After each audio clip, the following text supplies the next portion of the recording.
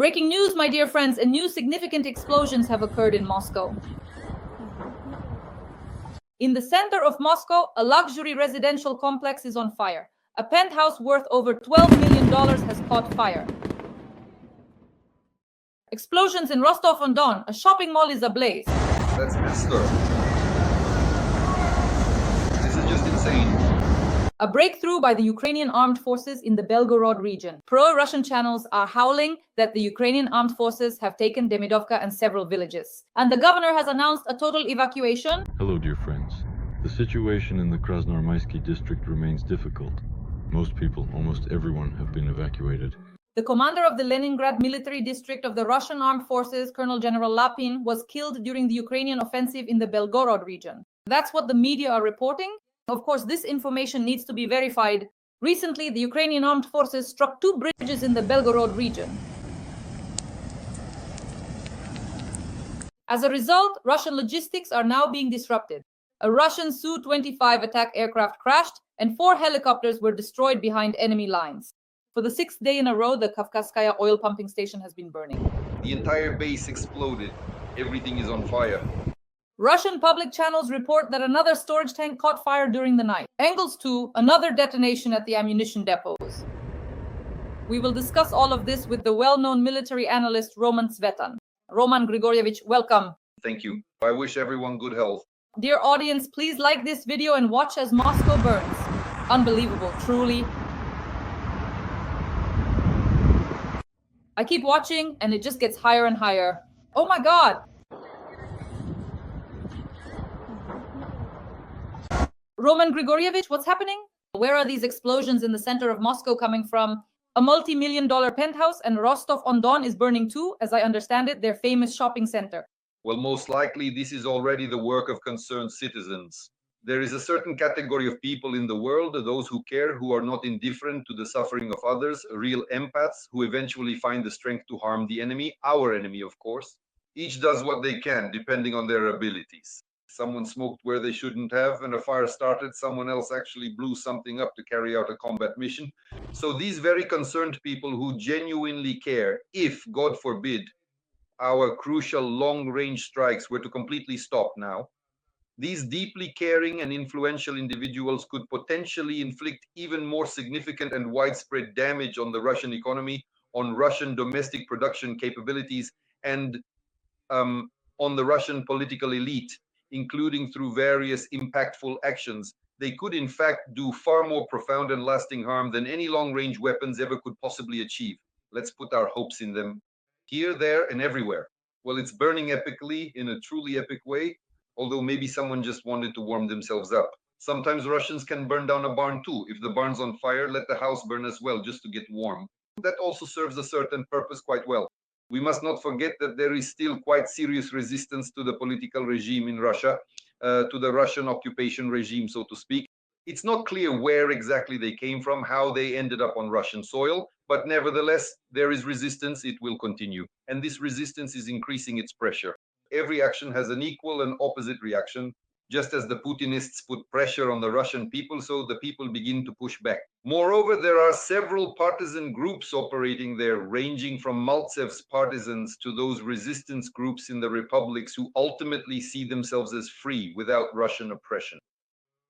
It's a broad spectrum, and we shouldn't forget the work of our informants, or rather the informants of our intelligence services. We have the Foreign Intelligence Service, the Main Intelligence Directorate, the Security Service Counterintelligence, and also Border Guard Intelligence. In other words, combat missions are being carried out, including with the help of informants on Russian territory. It's the same picture here. General Lapin was killed during the breakthrough in Belgorod. A huge number of media outlets are reporting this. Roman Grigorievich, should we trust this kind of information? They're writing that the Ukrainian armed forces broke through in Belgorod, several villages have been taken, and now we're destroying logistical bridges.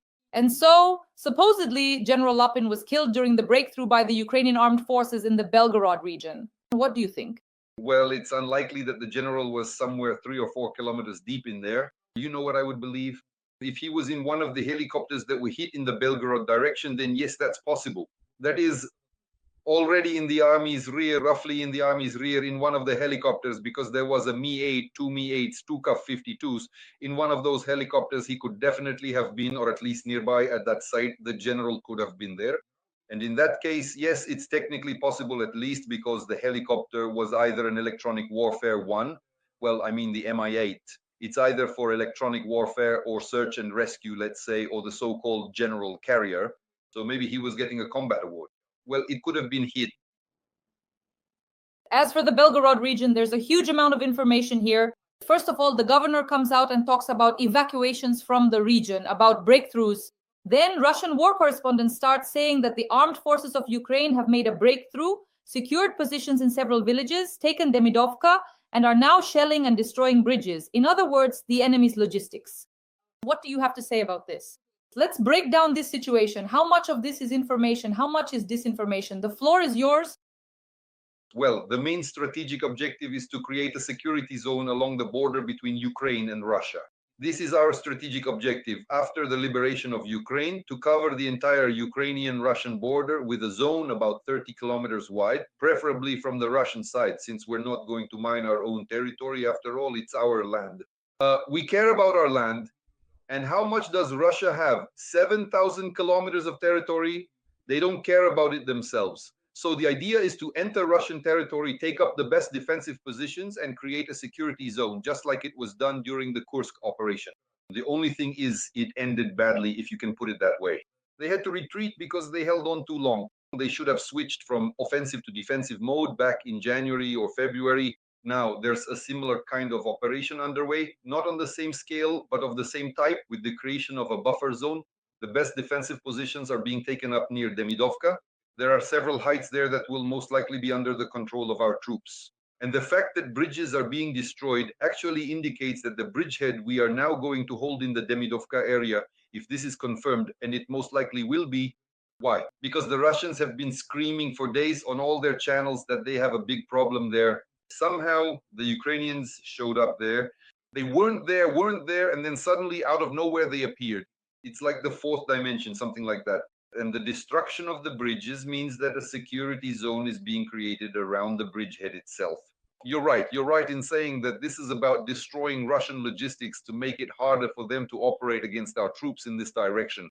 At the same time, strikes are being carried out on command posts in the Belgorod direction. Plus, of course, strikes on helicopters. Roman Grigorievich, regarding these helicopters, the latest information we're analyzing now, how many helicopters have been destroyed? 4? Yes, 4. 2 Kf-52s and 2 Mi-8s. So this is a single forward operating base, which is why I say that most likely one of the helicopters had an EW system, a so-called electronic warfare system. It provides cover. Sometimes helicopters operate like that. We shot down 2 such Mi-8 helicopters with a Patriot over Klintsy in the Bryansk region, if you remember, on the same day, and Su-34 and Su-35, 2 Mi-8S equipped for electronic warfare, and 1 Mi-8 from the search and rescue service were all taken down. And here it's the exact same situation. So there were 2, a pair of K-52s, those are the so-called attack helicopters, tank destroyers, and 2 Mi-8s. Most likely one was an electronic warfare version and the other could have been a general carrier. And that's just my assumption for now. This is purely an analytical calculation. We'll check that later once we get confirmation. Most likely there was some kind of general carrier there.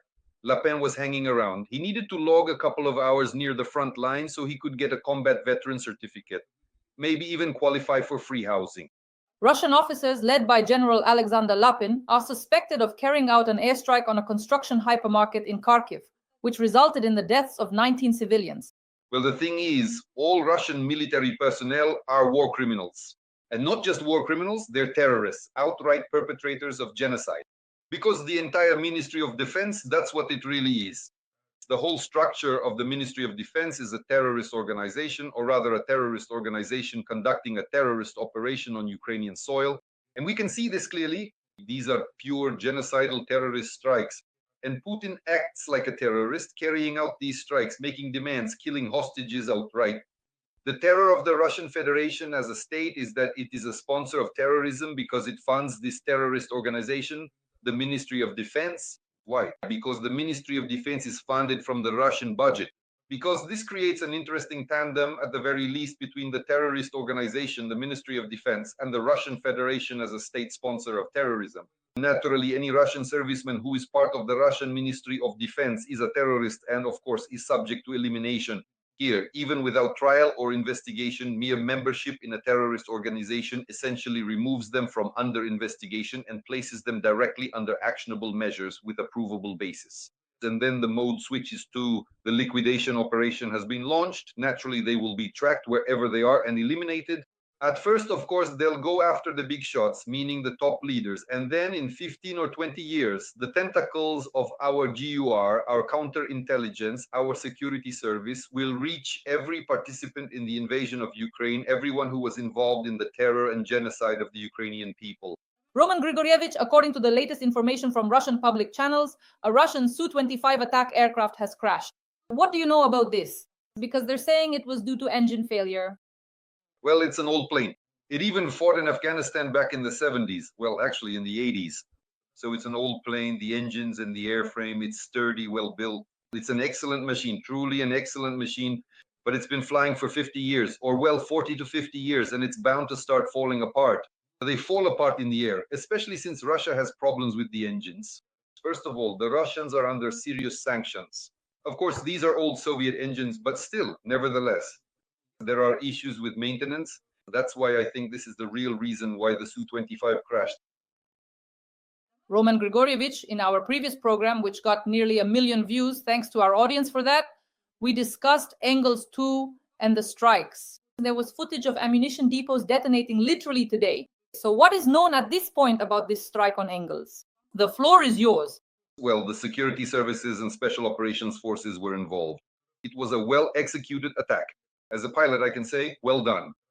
That is, most likely there are pilots involved there as well. The way aviators would have planned this attack is exactly how it was carried out. There were several waves, there were jamming devices, there were decoy drones, and drones with heavy weaponry came in. Most likely, maybe even a missile got through because there was a serious breach. That means the warhead was about 150 kilograms. We have such missiles. With that range, they can reach the target. In other words, it was a well-prepared attack by the security services, and credit should be given to them. When our guys undertake an operation to destroy something behind enemy lines, they execute it thoroughly. Plus, special operations forces were involved, and of course, the Ukrainian defense forces also took part. That is, our unmanned systems participated in this operation as well. The strike was delivered precisely on the CSU, the so-called Special Engineering Service. This is the area where they unloaded the 76th unit, unloaded the missiles, and then the engineers began preparing them for launch. And this preparation, this table, so to speak, with embankments, of course, and all the protective measures, but the large number, most likely, of drones in the wave made it possible to cover almost everything.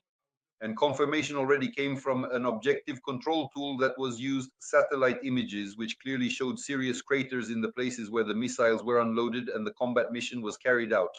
Plus, most likely, I think the drones even reached Saratov 63. A little further south, literally just a few dozen kilometers south of Engels, on the left bank of the Volga, there is a military unit. If I remember correctly, if my memory serves me right, it's 25623. Something like that. I might be mixing up the numbers. This is what's called Saratov 63. It's a storage facility for tactical and strategic nuclear weapons, and drones could have reached there. That's the general direction. Why am I mentioning this? There is information from the area about increased radiation levels, specifically in that section on the left bank. So I think there was a real large-scale attack, or not ruling out the possibility that, for example, in the area of this strategic base, in the area of the pretrial detention center, there were also nuclear warheads present, and that they could be affected by this explosion. Obviously, there won't be a nuclear explosion, because for a nuclear bomb to actually detonate like a nuclear explosion, a lot of conditions have to be met. It's practically impossible. But some components, when they explode, do cause contamination with isotopes. And now it's being confirmed that there is serious isotope contamination there, specifically from nuclear warheads. Let's wait for confirmation, because for now, this information is circulating only among insiders, so to speak. But nevertheless, such information is starting to surface now. My audience, literally the day after our stream, sent me a message, quote, Engels, the radiation levels have risen. Yes, yes, yes, that's exactly what I'm talking about. How is this even possible? I just have a lot of friends who are pilots. Back when we were studying, I entered the Chernyakovsk flight school in 1981 and graduated in 1985. There were more than 200 people just in our class. There were over 100 people in a company, and two companies graduated, the fourth and the seventh. So we had more than 200 people. We still keep in touch, at least by writing. And by now, everyone has long since retired. Some are in the reserves, but for the most part, like me, they're retired after 60. So there is information that indeed, because there are contacts, there is information that after that strike, the radiation levels really did rise. So most likely the Russians messed something up with the radiation somewhere. What I mean is specifically the nuclear stockpiles, the nuclear warheads. Either they were already being stored not only at Saratov 63, but also including in the Engels area. Or our drones managed to reach Engels. The Russians are simply keeping quiet about this strike. Which in principle is typical for them. Roman Grigorievich. Not to Engels, sorry, to Saratov 63. Yes, I misspoke a bit. To that nuclear storage facility near Engels, Saratov 63. Dear audience, write in the comments what you think about this. Like this video, and also let us know where you're watching from. Where are you watching us from? Roman Grigorievich, for the sixth day in a row, the Kavkazskaya oil pumping station in the Krasnodar region of Russia has been burning. Again last night, on the night of March 24th, another storage tank caught fire. What do you have to say about this? Well, we need to understand what kind of station this is. It's a blending station. Railway tank cars would come there and unload oil or waste from the Russian oil industry, and then these Russian wastes would be pumped into the Trans-Caspian Corporation's pipeline. And that's a Kazakh corporation. So the Kazakhs were actively pumping their valuable Kazakh oil through this extensive pipeline system. It inherently possesses a slightly higher sulfur content, but nevertheless, it is still perfectly clean enough for the intricate refining processes. And in Novorossiysk, they loaded Kazakh oil onto tankers through this pipeline. Meanwhile, the Russians operating through this particular station were actively pumping out approximately 6 million tons of this Russian junk or refuse per year on an ongoing basis. In other words, they were blending it, so to speak, and selling it as well, including, of course, reporting certain funding and naturally receiving it as well. And so there were always, from time to time, remarks about Kazakh oil. Sometimes there were negative comments about it, trying to lower its rating at the very least. But that's actually this Russian blend. So that's why a specific strike was carried out on this station. The strike was, I would say, a triple one. Quite interesting. First of all, I don't think there will be any further complaints about Kazakh oil. That's one. And second, the Russians won't know what to do with their oil waste anymore because they have to get rid of it somewhere. They were really trying to pump in junk there. Well, naturally, they won't be getting money for those 6 million tons of oil per year. This is quite a serious blow to the Russians. Well, I think the Kazakhs will thank us, although right now they're doing well. They understand that it's not worth dealing with the Russians for the next few decades. Now they're starting to lay a pipeline along the Caspian route, meaning directly through the Caspian Sea, along the bottom of the Caspian Sea. That would be the optimal option for the Kazakhs.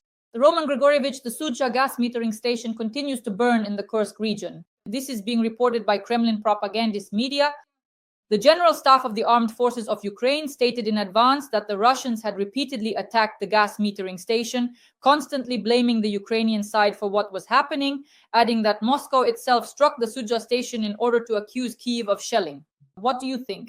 Well, if I had the chance, I would have blown it up along with the pipeline 10 years ago. No, seriously, why? Because Russian gas is pumped in one direction, and in the other direction, the Russian treasury receives money. A lot of money, billions of dollars. They get around $5 billion a year. Roughly, in recent years, they've been pumping about 15 billion cubic meters of gas. That's about 4 to 5 billion. How do you calculate it? Those are pretty significant, serious numbers. Plus, there's another pipeline nearby, just north of us. We've mentioned it before, the Druzhba oil pipeline. There, they pump 300,000 barrels of oil per day. That's about $18 million a day going to the Russian treasury. And this pipeline brings in more than $6.5 billion a year. So there you have it, two pipelines. And the Russian treasury was receiving over $10 billion, selling and transporting oil even through Ukraine. The Druzhba oil pipeline, for example, goes through Unecha and then enters Belarus via Novozibkov. It also supplies the Moser oil refinery from which the Russians get diesel, jet fuel and gasoline for Moscow and the Moscow region, by the way.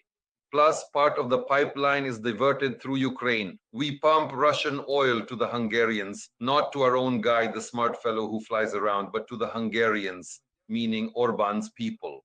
So we're pumping all of this ourselves. In other words, we're practically creating a financial cushion for the Russians ourselves. That's why I say they should have been destroyed back in 2014. Why did they stand there for 10 years and no one blew it up? That's a big question. Why didn't Syrskyi give the order as soon as they moved in September, as soon as they entered Sudza, to blow up that station? That's another question. But it's not really up to Syrskyi. We understand perfectly well that he gets his orders from the politicians. So either he was given a different order or he wasn't specifically told to do this. Why they didn't blow it up during the retreat is also a big question. This refers both to Syrskyi and to the politicians who didn't allow it to be done. But the Russians started to finish it off, most likely, first of all, because they're probably listening to us, since we've repeatedly said that Sudza needs to be blown up. Most likely, there are some fans of Colonel Svitan among the Russian generals, and in the end, they blew up that Sudza. And then the Russian information operations guys got involved to pin it on us after the retreat, as they say. The third question is this. We've already covered the first and second points. Where is the gas coming from? That Sudza pipeline is still burning to this day. Where is the gas coming from? Who was pumping gas there? So what does that mean? Does that mean gas was still being pumped? We were told a fairy tale by the Green Office that all supplies had already been cut off, that from January 1st, no one was pumping anything. Everything was gone. So what exactly is gone? It's already March and there's still gas there and it's still burning. So why were they feeding us lies? In other words, there are a lot of questions for our politicians. I think that someday counterintelligence investigators will be asking them these questions, and then we'll tell everyone about it. Who did what, where, for how much, and what they pocketed by pumping gas through that pipeline. Roman Grigorievich, now let's talk about military losses in the Russian army. So military expert and ultra-patriot Maxim Klimov stated, and I quote, "We're already tired of washing body bags." He said that the losses in the Russian army are so enormous that there aren't enough body bags for the dead, and they have to wash and reuse the same bags several times. But of course, Solovyov won't mention any of this on his show. They supposedly have no losses at all. Everything is just fine for them. How dire is the situation in the Russian army today, really? Well, we could give them a suggestion. Well, just get them from the Chinese after all. They could easily churn out as many disposable ones as needed for such a cause. As I see it, the Chinese could probably whip up 1 million of them. They'd be more than happy to accept payment for this whole affair. I'll go even further. We could even pay for it ourselves. Why not? We'll take part in the process of disposing of the Russian army, destroy them on the front line, and immediately pay for, well, of course, I'm being sarcastic here, pay for the bags for the Russian units of the Russian army, or whatever you want to call them. What they do with that is their problem. And the loss is really a significant. Every day, over 1,000 Russians are taken off the battlefield. Why is it important for Putin right now, say in about a month, to request an operational pause or do everything possible to stop the fighting? He needs to get about 20 to 25% of his personnel back into action. The Russians are bringing in, last year, they were bringing in about more than 1,000 to 1,100 Russians per day to the so-called recruitment centers. They don't have TCCs, they still have military commissariats. That's about how it is. More than 1,000 were coming in. Why more than 1,000? Basically, it's not a problem. Russia has 1,120 cities. So if at least one person comes in per day from each city, that's 1,000 across all of Russia. 1,100 Russian federals who are becoming very, it's just that we're subtracting them now quite seriously. More than 1,000 are being subtracted. And already this year, the number has dropped by about 1.5 to 2 times, probably 600, 700. Well, our main directorate at least has confirmed this number several times. So a reduction of 500 is the minimum. And of course, if we're reducing by more than 1,000, then this negative balance starts to accumulate.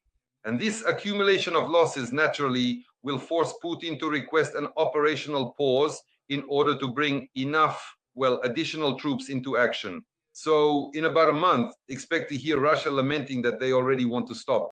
Roman Grigorievich, regarding the peacekeeping contingent and troops on the territory of Ukraine, right now, everyone is writing that Gerstamer, who was the ideologist behind this idea, is now being somewhat held back by the British Army, as they are not satisfied with the presence of the British Army specifically on Ukrainian territory. They fear a retaliatory reaction from Russia, and so, as they say, it's one step forward, two steps back.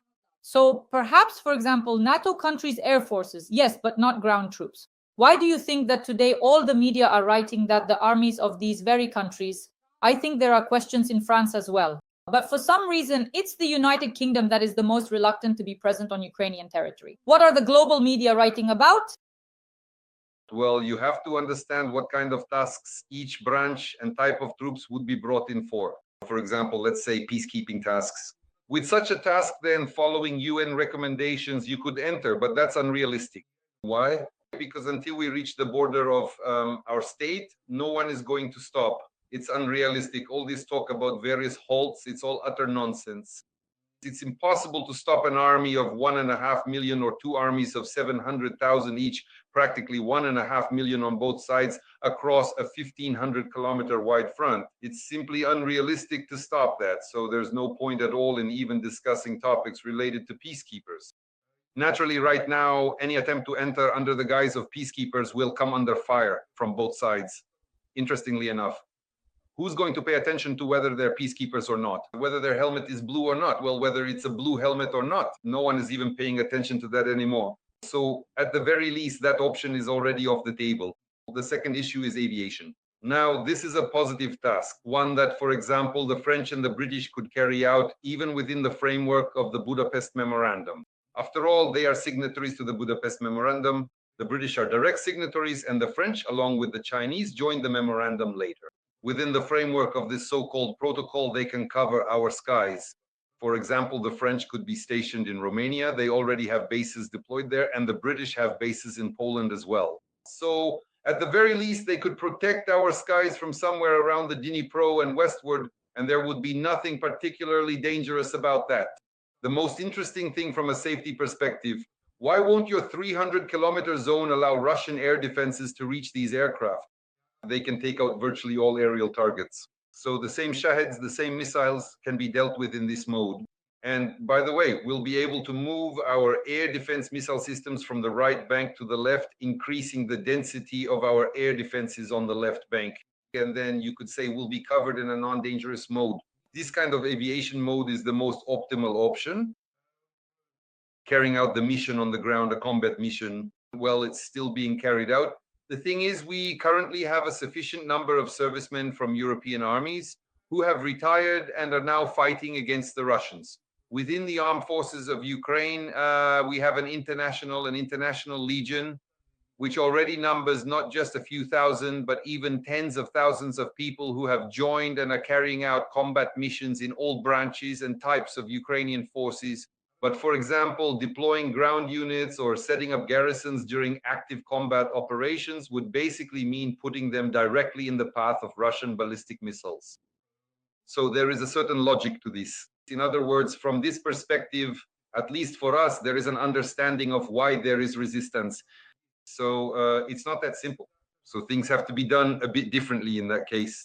Most likely that's exactly the issue being raised here. If you want to deploy a significant ground mission with ground troops operating in a combat zone, then you will absolutely have to provide them with adequate air cover as well, ensuring their safety and operational effectiveness. So yes, for example, just speaking very roughly, let's say a significant British regiment or an entire brigade lands in Zuliani, or perhaps somewhere in Borispil, or even further afield in Zhytomyr. Then first they would have to bring in Patriots or SAMPTs to provide air cover, and also, for example, bring in either NASAMs or IRIS-T for additional cover, as well as Gepards. In other words, it's an entire process of securing the area from all sides so that the deployment site, the so-called permanent deployment point, is completely protected. Why? Because the Russians would immediately start striking it. That's all there is to it. So this question comes up right away. You can't just say, let's throw a British brigade into some sector. That's not how it's done. And this isn't about opposition. It's about raising questions regarding the technical support for a ground mission. Dear audience, please like this video and subscribe to my channel, Dasha Schastliva. Thank you so much. In the comments, let me know where you're watching from and what you think about the situation overall. Every like and every comment from you is very valuable because we work for an audience all over the world so that they know the truth about Russian aggression. The well-known military analyst Roman Svitan. Roman Grigorievich, thank you. And as usual, see you this Thursday. Goodbye.